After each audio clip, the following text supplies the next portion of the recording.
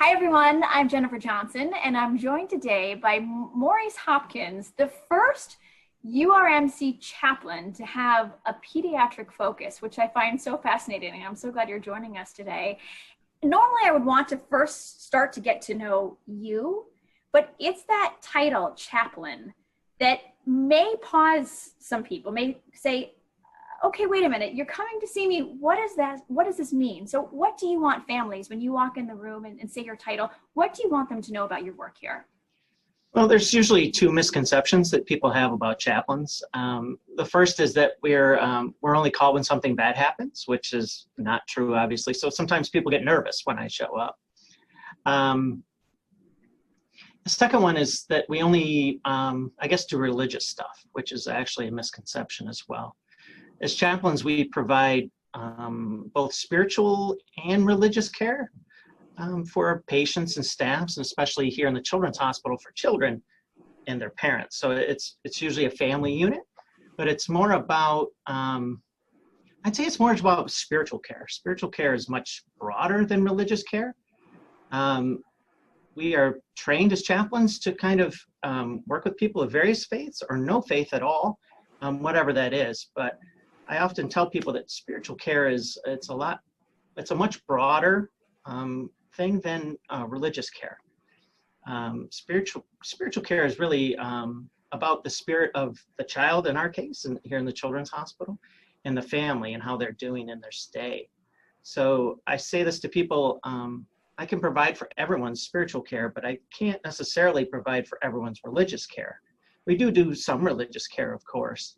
I'm a Free Methodist pastor, so I can take care of people's certain Christian religious care. But if people are of a different religion, we have people we can contact for that, to provide for them. But for the most part, we're just taking care of spiritual stuff. So we're not heavy religious people.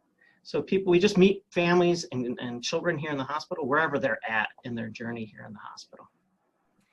How do you get involved with cases? I mean, some people say, well, I was there and maybe I never had the opportunity to interface with you. Some people might say, oh yeah, Maurice, we remember him.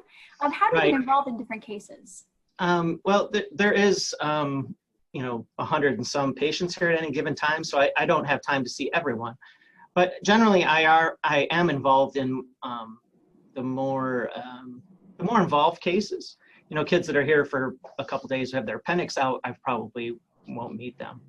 But quite often, people are asked, in our case, sometimes as parents, but if the children are old enough, when they're first admitted, if they want to see a chaplain. So sometimes we get referrals that way.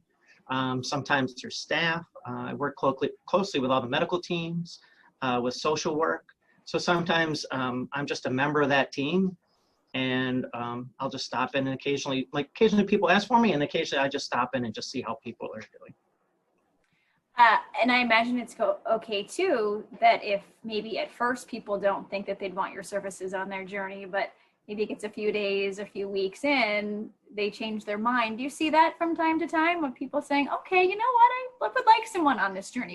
Yeah, definitely. Like I said, the misconceptions, I'm able to clear them up when I meet people. And they're like, oh, okay. And then, they may see me or ask for me, but I may stop in a few days later, and then it's a much different conversation. It's a much different relationship.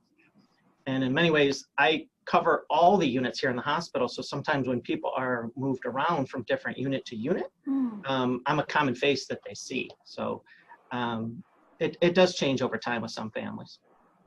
Is it typically talking with a patient, talking with a parent or guardian, talking to them together? How does that play out? It can be any or all the above, depending on the age of the child. I think more so here in pediatrics that it's a family unit, and we take care of the entire family. So we always keep in mind that the child is our patient, but they're not independent from mom or dad or whoever their guardians are, whoever's here with them. So it can be, and here in the Children's Hospital, we have everything from babies in the NICU all the way up to probably early 20s. So there's a wide range of developmental stages there. So it really it depends. It varies from situation to situation. Well, you're a trailblazer for us here. The first one with a pediatric focus, a first chaplain here with a pediatric focus. What drew you to this job? So I did my training here at the University of Rochester Medical Center. We do chaplain training, so I did an internship and a full 1-year residency. And in my residency, I started to do pediatrics, and I just fell in love with it. I love working with kids. Kids are, they're fun.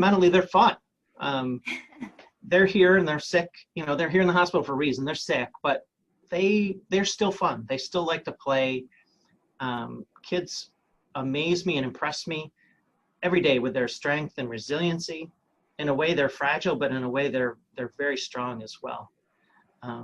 They have a zest for life. Like, they live each day, one day at a time, and they don't have a lot of worries about, depending about the age, but they usually don't worry about the future. They live today. They don't feel well today, but you know, they may feel well tomorrow. So it's just fun working with kids. And I'm also love working here in the Children's Hospital. Pediatricians, pediatric nurses, all the staff.